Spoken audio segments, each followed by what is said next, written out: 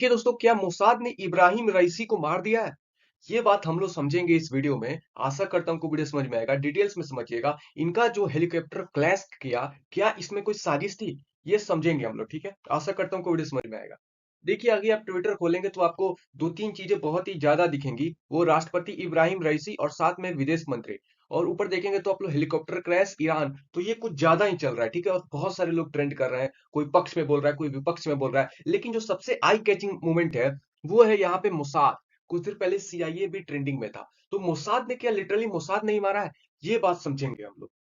देखिए, इब्राहिम रईसी है यहाँ पे और साथ में इनके विदेश मंत्री हैं, ठीक है?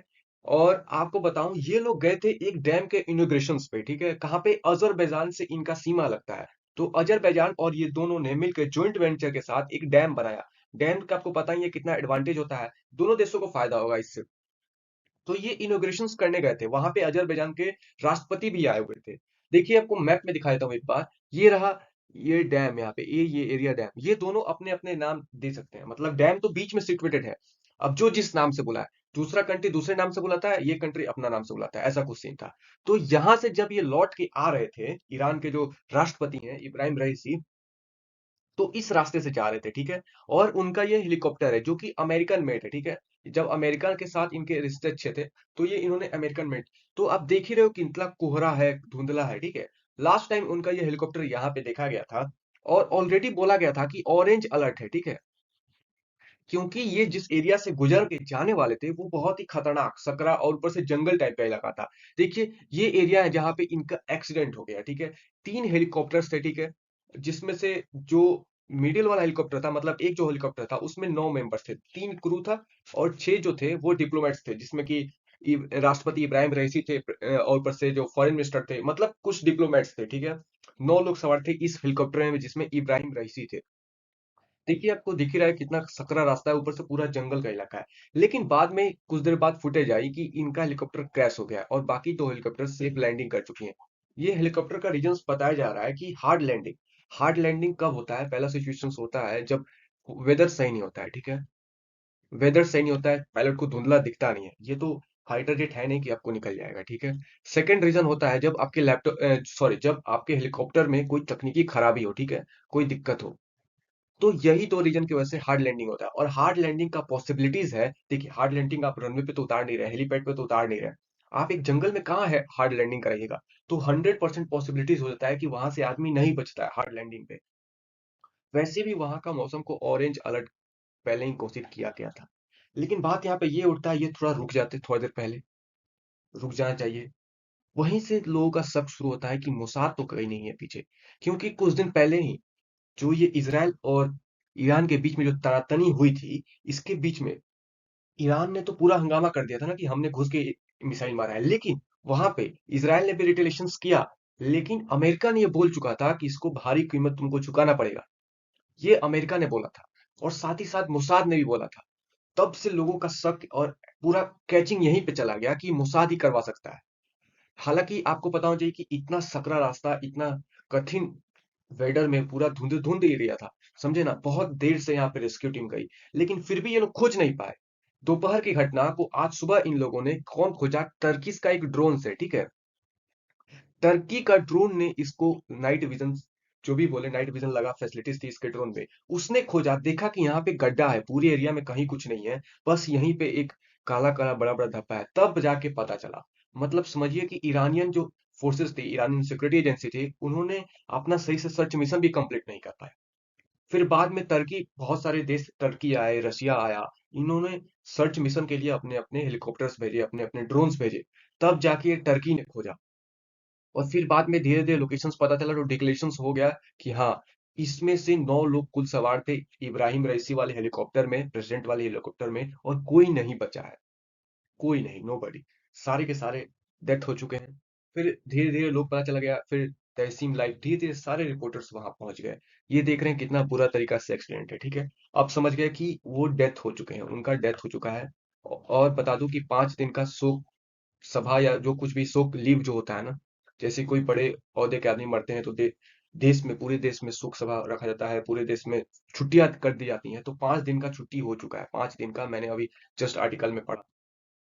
लेकिन उससे पहले ही जब ये सब कुछ हो रहा था तो उससे पहले बकायदा पूरी दुनिया, पूरे ईरान के लोग जोर शोर से भगवान से प्रार्थना कर रहे थे, लेकिन बाद में ऐसा कुछ हुआ नहीं। वो उनको डेथ डिक्लेयर करना पड़ा। सुबह होते होते टेहरान टाइम्स ने भी ये डिक्लेयर कर दिया कि शहीद हो चुके हैं लाइन ऑफ ड्यूटी, यहाँ पे जो ईरान के प्रेसिडेंट है। फिर क्या हुआ? फिर बकायदा उनके जो जो लीडर्स हैं, जो जहाँ सुप्रीम लीडर्स कमांड करते हैं जो ईरान के, उन्होंने भी आके यहाँ पे बकायदा डिक्लेयर किया कि हाँ, इब्राहिम रईसी जा चुके हैं, वो हमारे देश के प्रेसिडेंट थे जो शहीद हो चुके हैं। उन्होंने ये किया। फिर क्या हुआ? फिर हम लोग बात करें, शिफ्ट करें थोड़ा जो पार्लियामेंट की तरफ, तो इनके पार्लियामेंट में इनके सीट के ऊपर ब्लैक कवर उड़ाया गया था और यहाँ पे ये इनका फोटो लगा के, ठीक है, तो ऐसा कंफर्म हो चुका था। फिर धीरे धीरे सारे न्यूज एजेंसी ने ये कंफर्म किया कि हाँ, इब्राहिम रईसी और साथ में इनके फॉरेन मिनिस्ट्री डेथ हो चुके हैं। अब देखिए, अब समझने वाली बात ये है कि वहीं पे कहीं कहीं पटाखे छूट रहे थे। कहाँ के? ईरान के अंदर ही। क्यों छूट रहे थे? क्योंकि दुनिया देखिए, सभी इंडियंस को लगता है हिंदू मुस्लिम की लड़ाई है, लेकिन नहीं, दुनिया में एक और भी लड़ाई है जो इससे भी बड़ी है, शिया और सुन्नी की, ठीक है। तो वहीं पे, तो आपको बताऊं, ईरान से लेके बहुत सारी जगह लोग खुशी मना रहे हैं कि हाँ, ये चलेगा, क्योंकि ये वही आदमी है ना जिन्होंने शरिया लॉ को एकदम कठोर कर दिया वुमेन्स के। मतलब ऐसा बोला जाता है कि 70,000 सुन्नियों का कत्ल करवा दिया। ऊपर से जो जो रिपोर्टर्स तो इनके अगेंस्ट में बोलते थे, जो रिपोर्टर्स, न्यूज रिपोर्टर, उनको भी इन्होंने फांसी चढ़वा दिया, ठीक है। साथ ही साथ ये लोग सारे के सारे महिला को कंपलसरी करती है कि आप बुर्का पहन के निकलेंगे, आप कुछ करेंगे तो आपको प्रताड़ित किया जाएगा। ये सारा का सारा इल्जाम इनके ऊपर जाता है, इब्राहिम रईसी के ऊपर। तो इसी को देख के लोग यहाँ पे खुशी मना रहे हैं, अब जो भी हो इनका। तो एक तरफ दुनिया, ईरान में ही लोग बढ़ चुके हैं, एक तरफ लोग खुश हैं तो एक तरफ लोग दुख हैं, ठीक है। अब बात करते हैं, आप समझ में आ रहा होगा कि हाँ, अब तो ये प्रेसिडेंट चलेगा, अब देश कौन संभालेगा। तो आप ये समझिए कि कुछ हुआ नहीं है, ये इनके सेकंड लीडर थे। हुआ तो देखिए, एक तो जाहिर सी बात है कि प्रेसिडेंट है तो एक बहुत बड़ी क्षति है किसी देश के लिए। लेकिन हाँ, इनके जो सुप्रीम लीडर है ना, वो अल खमैनी है, ठीक है, जो आपको आए दिन देखते रहते हैं, ठीक है। इन्होंने मीटिंग किया अभी फिलहाल। तो ये सेकंड नंबर पे थे प्रेसिडेंट इराक से, उसके बाद जुडिशियरी, पार्लियामेंट। तो ऐसे बहुत सारे लोग हैं। अब क्या होगा, जो वाइस प्रेसिडेंट थे, ठीक है, वाइस प्रेसिडेंट वो टेक ओवर करेंगे प्रेसिडेंट के पद को, ठीक है। और उसके 50 दिन बाद इलेक्शंस करवा दिए जाएंगे प्रेसिडेंट के, ठीक है। अब समझ गए आप लोग, कुछ जो कुछ भी हुआ उसके बाद वाइस प्रेसिडेंट को ये लोग प्रेसिडेंट का दायित्व दे देंगे। सारे देश में भी यही होता है, ठीक है। देखिए, कैज को मार दिया गया, सुलेमानी को मार दिया गया, इनके जो मेन साइंटिस्ट थे न्यूक्लियर को, उनको मार दिया। तब से बोला जा रहा था कि किसी के टारगेट पे है तो ईरान के सीनियर लीडर्स हैं। और इस समय तो फिलहाल प्रेसिडेंट ही गायब है, प्रेसिडेंट का ही एक्सीडेंट हो गया। और ये एक्सीडेंट समझ में नहीं आ रहा है, बहुत सारे जियो को समझ में नहीं आ रहा है कि जो 3 हेलीकॉप्टर्स में थे, उसमें से कुछ, दोनों को कुछ नहीं हुआ, बस एक को हुआ। और एक ऐसा दुर्घटनाग्रस्त हुआ कि वो गिर गया। खैर, पॉसिबिलिटीज है दुर्घटना का। देखिए, हम लोग अपना पॉसिबिलिटीज जान लेते हैं, ठीक है। पहला तो है मोसाद, क्योंकि सारे लोग इसको इससे रिलेट कर रहे हैं, देखिए। और पॉसिबिलिटी जहाँ पे शक और ज्यादा बढ़ जाता है, क्योंकि 3 हेलीकॉप्टर्स थे, 3 हेलीकॉप्टर्स थे जिसमें से दो तो सही सलामत पहुंच गए। और जो एक हेलीकॉप्टर था उसमें सारे के सारे सीनियर लीडर्स थे, वही क्रैश हुआ। और मोसाद, इसराइल पहले ही बोल चुका था कि तुमको भारी खामियाजा भुगतना पड़ेगा। सेकंड है सीआईए, अमेरिका इसको कंटिन्यू टारगेट कर रहा था, बोल रहा था इसका भारी खामियाजा भुगतना पड़ेगा, सीआईए भी है। थर्ड है आपका एक्सीडेंट। देखिए, पॉसिबिलिटीज है, मेरे को लग रहा है कि एक्सीडेंट ही है, क्योंकि खराब वेदर में आप कितना है कुछ कर पाइएगा, आपके पास हेलीकॉप्टर है, आप जेट में तो बैठे नहीं हो, समझ रहे हैं ना। और हार्ड लैंडिंग है, हार्ड लैंडिंग पे चांस ही नहीं होता है कि आप बच पाएंगे। और हार्ड लैंडिंग वो भी कहाँ पे जंगल में हार्ड लैंडिंग कहाँ करिएगा? टेक्निकल इशू आ गया तो फिर जंगल में आप हार्ड लैंडिंग कहाँ करिएगा?